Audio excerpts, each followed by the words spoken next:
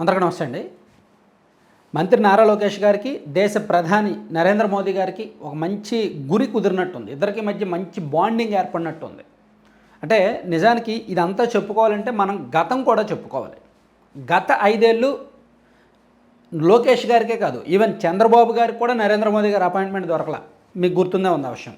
So గత 5 ఏళ్ళు 2019 నుంచి 2024 మధ్య ఈవెన్ చంద్రబాబు గారు అనేక సందర్భాల్లో ప్రధానమంత్రి మోదీ గారిని కలవాలన్న అపాయింట్మెంట్ ఇవ్వాల.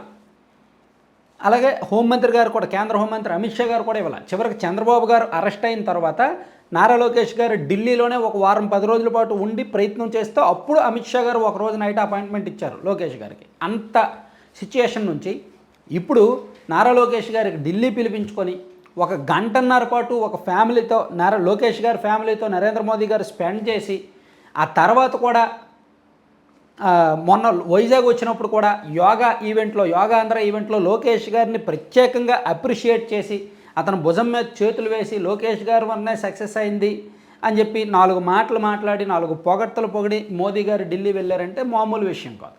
ఇక్కడ ఓవరాల్గా ఈ జరుగుతున్న సిచ్యుయేషన్స్, సినారియోస్ ఇవన్నీ మనకు స్పష్టంగా అర్థమవుతుంది ఏంటంటే లోకేష్ గారు నరేంద్ర మోదీ గారి దృష్టిలో టాప్లో ఉన్నారు. నరేంద్ర మోదీ గారు ఈవెన్ పవన్ కళ్యాణ్ గారిని కూడా చాలాసార్లు పొగిడారు. పవన్ కళ్యాణ్ గారు ఆల్రెడీ నరేంద్ర మోదీ గారి దృష్టిలో ఉన్నారు, హీజ్ టాప్. సో సేమ్ ఇప్పుడు ఆ లెవెల్కే నారా లోకేష్ గారు కూడా వెళ్ళారు అనేది మనం స్పష్టంగా అర్థం చేసుకోవచ్చు. ఎందుకు నరేంద్ర మోదీ గారు అంతకుముందు విశాఖపట్నం వచ్చారు ఒక 4 నెలల కిందట. ఈ అనకాపల్లి గ్రీన్ హైడ్రోజన్ ప్రాజెక్టు శంకుస్థాపనతో సహా ఇతర పనుల కోసం వచ్చారు, రైల్వే జోన్ ప్రాజెక్టు పనులకి, దానికి శంకుస్థాపనకి. అప్పుడు నారా లోకేష్ గారిని అన్నారు, నిన్ను ఢిల్లీ రమ్మంటున్నాను కదా, నువ్వు వచ్చి కలవట్లేదేంటి అని. వెళ్ళాలి. ఆ తర్వాత మే నెలలో అమరావతి రాజధాని పనుల పునఃప్రారంభం కోసం నరేంద్ర మోదీ గారు వచ్చారు, అమరావతి వచ్చారు. అప్పుడు కూడా నారా లోకేష్ గారిని మోదీ గారు అడిగారు, ఏమయ్యా నిన్ను ఢిల్లీ వచ్చి కలవమంటున్నాను, నువ్వే రావట్లేదు, కలవట్లేదు అని. సో చివరికి మే నెలలో 3వ వారంలో అనుకుంటా నారా లోకేష్ గారు ఫ్యామిలీతో సహా ఢిల్లీ వెళ్ళి నరేంద్ర మోదీ గారితో భేటీ అయ్యారు. సుమారుగా గంటన్నర పాటు వీళ్ళిద్దరు భేటీ జరిగింది. ప్రధానమంత్రి స్థాయిలో మోదీ గారు అంతసేపు భేటీ అవ్వడం లోకేష్ గారితోనే మేబీ. సో లోకేష్ గారు కూడా తన రాజకీయ జీవితం మొత్తం మీద ప్రధానమంత్రి గారితో గంట 20 నిమిషాలకు పైగా మాట్లాడడం అనేది మేబీ ఆయన రాజకీయ జీవితంలో ఫస్ట్ టైం. ఆ తర్వాత ఇద్దరికి మధ్య మంచి బాండింగ్ కుదిరింది, కమ్యూనికేషన్ కుదిరింది, అంతా బాగుంది. అందుకే నరేంద్ర మోదీ గారు 3 రోజుల కిందట విశాఖపట్నం యోగాంధ్ర కార్యక్రమానికి వచ్చినప్పుడు నారా లోకేష్ బాగా పనిచేశారు, బాగా సక్సెస్ అయ్యారు, వెనక కీ రోల్ పోషించారు అని చెప్పారు. నిజానికి అక్కడ చంద్రబాబు గారిది కార్యక్రమం, ఆయన సీఎం, అలాగే పవన్ కళ్యాణ్ గారు డిప్యూటీ సీఎం, ఆయనకు వాళ్ళిద్దరినీ 4 మాటలు చెప్పి పొగిడితే చాలు. అండ్ నారా లోకేష్ గారి విషయంలో ఒక మాట మాట్లాడితే చాలు. కానీ పవన్ కళ్యాణ్ గారి విషయంలో అండ్ చంద్రబాబు గారి విషయం కంటే నారా లోకేష్ గారి మీద పొగడ్తలు కురిపించడంలో, ప్రశంసించడంలో నరేంద్ర మోదీ గారు ఎక్కువ ఫోకస్ పెట్టారనేది అర్థమవుతుంది. సో ఎందుకు అంటే చాలా క్లియర్గా ఇక్కడ లోకేష్ గారు కొత్త పదవిలోకి వెళ్ళినా, కొత్త బాధ్యతలు తీసుకున్నా కేంద్ర పెద్దల నుంచి, ఢిల్లీ స్థాయి నుంచి ఎటువంటి అడ్డంకులు ఉండవు, ఎటువంటి అవాంతరాలు ఉండవు అనేది స్పష్టమైన సిగ్నల్స్ వస్తున్నాయి. ఈవెన్ లోకేష్ గారు కూటమి ప్రభుత్వం వచ్చిన తరువాత రాజకీయంగానూ పరిణితి చెందారు, పరిపాలనలో పదవిలో కూడా పరిణితి చెందారు, పార్టీని నడిపించడంలో పరిణితి చెందారు. ప్రభుత్వాన్ని ఈవెన్ సీఎంగా చంద్రబాబు గారు ఉన్నప్పటికీ, డిప్యూటీ సీఎంగా పవన్ కళ్యాణ్ గారు ఉన్నప్పటికీ కీలక శాఖల్లో కీలకమైన నిర్ణయాలన్నీ కూడా, కీలకమైన ఫైల్స్ అన్నీ కూడా లోకేష్ గారికి తెలియకుండా మూవ్ అవ్వట్లేదు.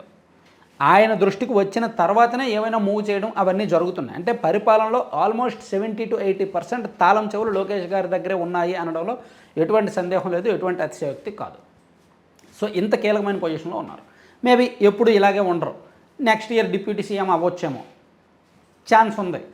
కొన్ని చర్చలు జరుగుతున్నాయి. మొన్న ఒక 6 నెలల కిందట కొంతమంది నాయకులు అన్నారు, చంద్రబాబు గారు అదేంటి అలా అంటున్నారు, లేదు డిప్యూటీ సీఎంగా పవన్ కళ్యాణ్ గారు మాత్రమే ఉంటారు అని ఖండించారు. కానీ లోపలైతే నాయకుల్లో ఉంది కాబట్టి వచ్చే ఏడాది మంత్రివర్గ ప్రక్షాళన సందర్భంగా లోకేష్ గారికి ప్రమోషన్ ఇస్తే ఇవ్వచ్చు మేబీ, లేదా ఇంకే కీలకమైన పదవిలోకి వెళ్ళినా ఆశ్చర్యం అవసరం లేదు, ఏమైనా జరగవచ్చు మార్పుల్లో భాగంగా. సో అప్పుడు ఢిల్లీ స్థాయిలో అంటే ఆల్రెడీ ప్రధానమంత్రి మోదీ గారికి లోకేష్ గారికి ఒక బాండింగ్ కుదిరింది కాబట్టి లోకేష్ గారి సమర్థత ఏంటి, ఈయన కెపాసిటీ ఏంటి, ఈయన సబ్జెక్ట్ ఏంటి, ఈయన ఐడియాలజీ ఏంటి, ఈయన లీడర్షిప్ ఏంటి అనేది నరేంద్ర మోదీ గారికి గురి కుదిరింది, ఫోకస్ కుదిరింది. సో ఆయన కూడా ఎంకరేజ్ చేస్తూ వచ్చారు, ఆయన కూడా కనెక్ట్ అయ్యారు. ఈవెన్ చంద్రబాబు గారిని కొన్ని విషయాల్లో నరేంద్ర మోదీ గారు పూర్తి స్థాయిలో నమ్మలేరు.